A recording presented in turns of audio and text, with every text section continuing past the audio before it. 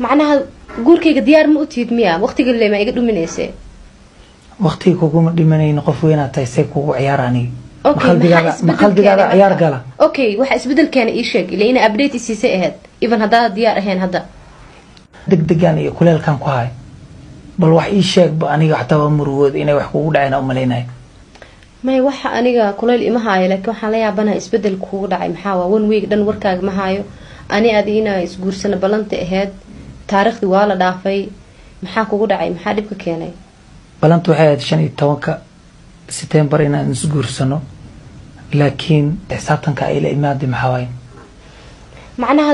guurkayga diyaar ma u tiid miya waqtiga leema iga dhuminayse waqtiga kugu dhimanayna qof weyn aad tahay say kugu ciyaarani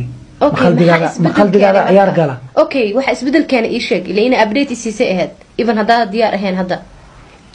حد أنا هذين أسقول سنة ربنا وحرير كان هذا فويان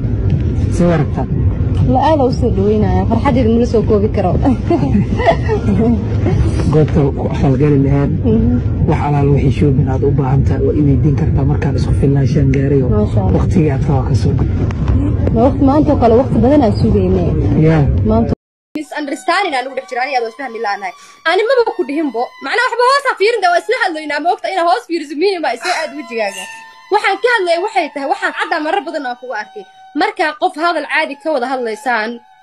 like qosolka oo aan macnaha ku fadhin ma fiicna iska istaaji bas dadka caanka dhan qosolku waa ka calaaqa ma yaa ku dhaha qosol laga xanaaqay oo fari actina sameynaysa but it's okay just dadku way ka xanaaqaan noocan waxa ku dhaha serious topic ka hadlayna qosolka iska keenka iska daayaan ku dhahay intaas la